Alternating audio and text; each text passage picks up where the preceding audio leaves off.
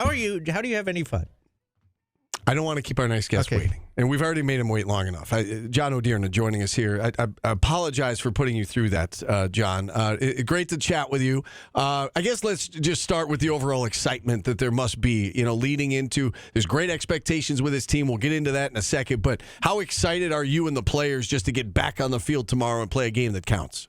Yeah, first off, thanks for having me, guys. Really appreciate it. Enjoyed the Star Wars talk between the breaks there. So learned a few things. Let's go Chewbacca. A little bit big, a little awkward. We'll ride with that.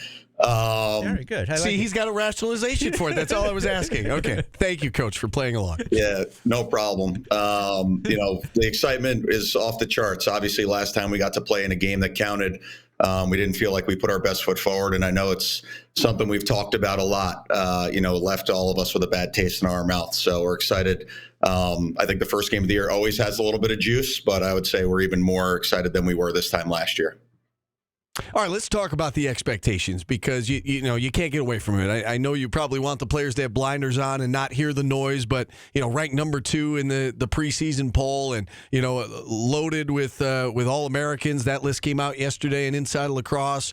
It's a lot of expectations, a lot of excitement with fans. I would assume that you embrace it, but does some pressure come with that? That it's I heard Joey Spallina say the other day that there are no more excuses. We used to be young, we're not young anymore. We had some injuries, we're healthy right now. There are no more excuses. This is the year. Does some pressure come with that, Coach?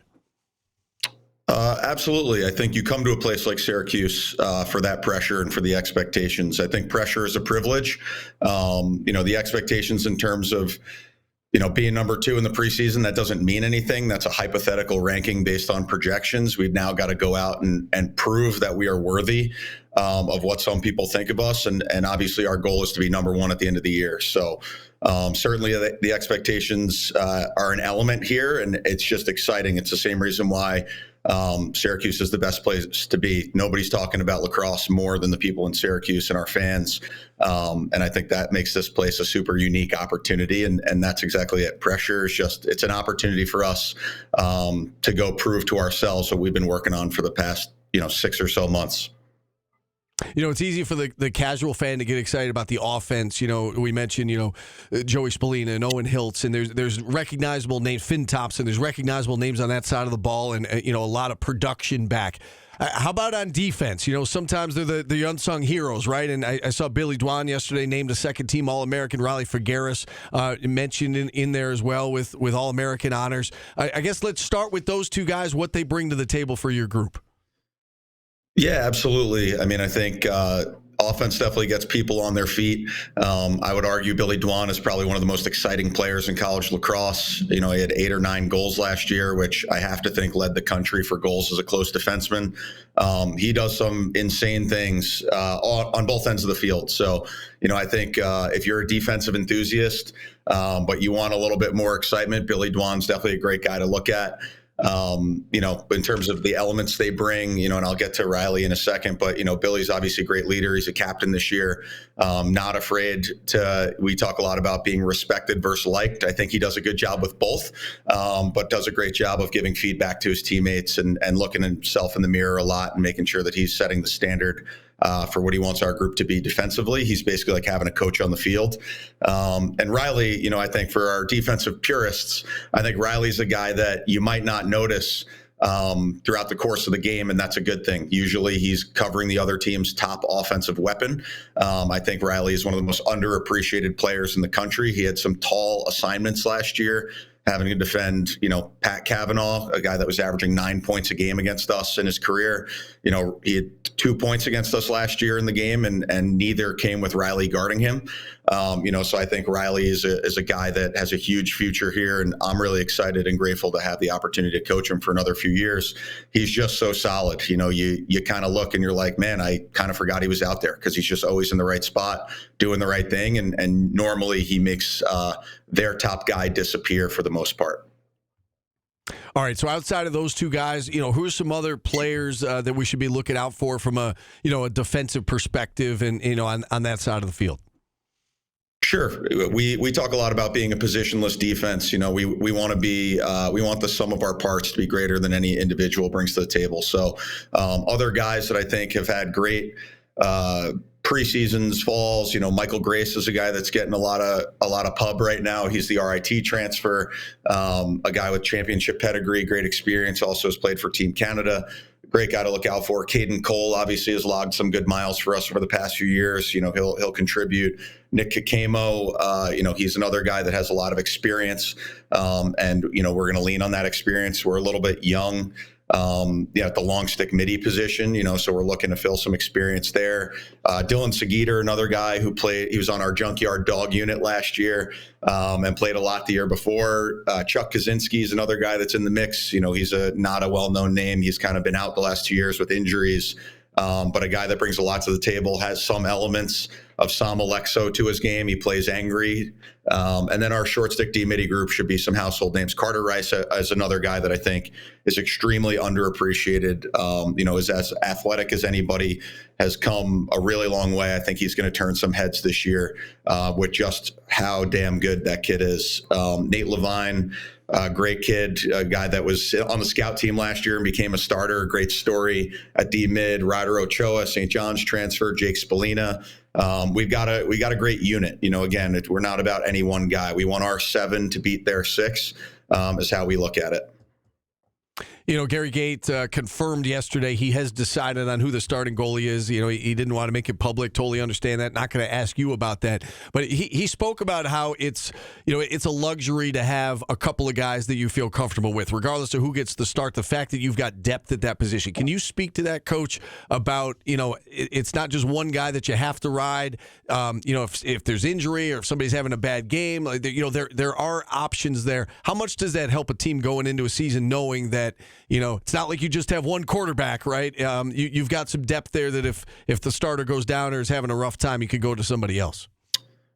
Yeah, I appreciate you not asking the question straight up. I was prepared to dodge that one. But speaking about the group as a whole, I think we have probably one of the best goalie rooms in the country, top to bottom. I think we'd feel comfortable with all 4 guys stepping in a game and playing. Between Jimmy McCool, Michael Ippoliti, Kyle Rowley, and Braden Ferguson. It's a really cool unit. And to hit on what you said, I think that there's so much talent and those guys approach every day the right way. They're sort of just increasing the level of play every time they get out there. And, one day it's Michael Ippoliti's making all the saves, and then it might be Jimmy McCool the next day, and then Kyle Rowley's making all the saves, or Ferg is making great saves. So I think it even goes drill to drill, and it's, it's an iron sharpens iron situation. And the best part is, it's probably one of the hardest positions because there's only one goal. So those guys are all great teammates to each other, and that's what allows that group to continue to work forward. And I'm confident that, whoever's between the pipes in any game this year is going to be a huge asset for our defense and is going to be an X factor for us. Speaking of great goalies, you're going up against one tomorrow in John Galloway, head coach of Jacksonville and an all-time great at Syracuse. Curious, Coach, I don't know how much, if at all, your paths crossed at all back in the day, because I think you guys were in high school at the same time, right? So, he was at West Genesee, you were on Long Island.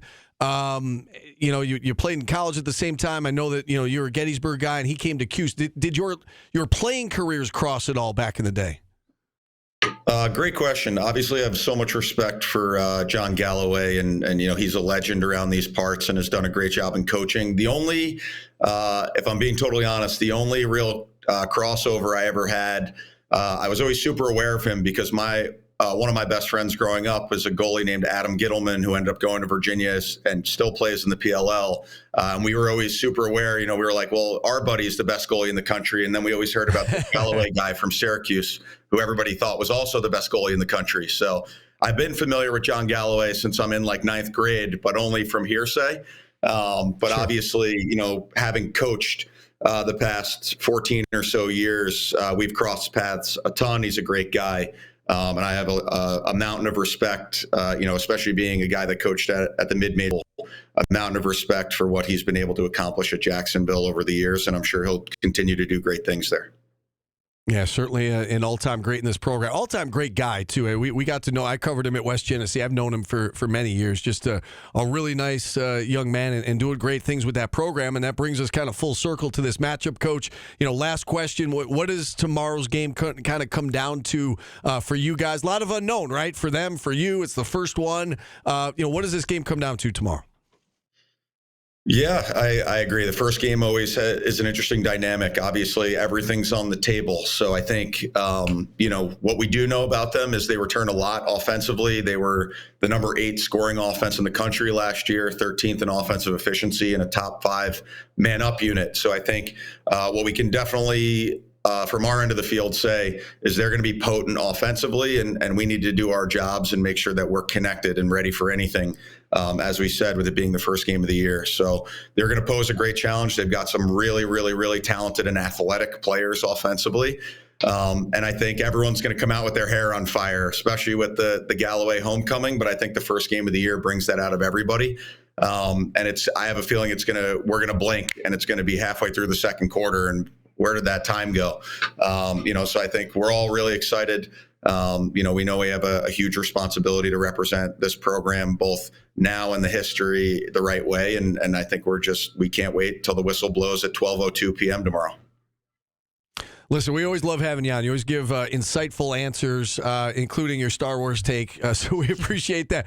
We love having you on, Coach. Best of luck. We're all excited for the season to start. Good luck tomorrow, and we look forward to chatting with you again soon. Awesome. I really appreciate you guys. All right. Coach Odierna joining us here on the program, and we're going to take a time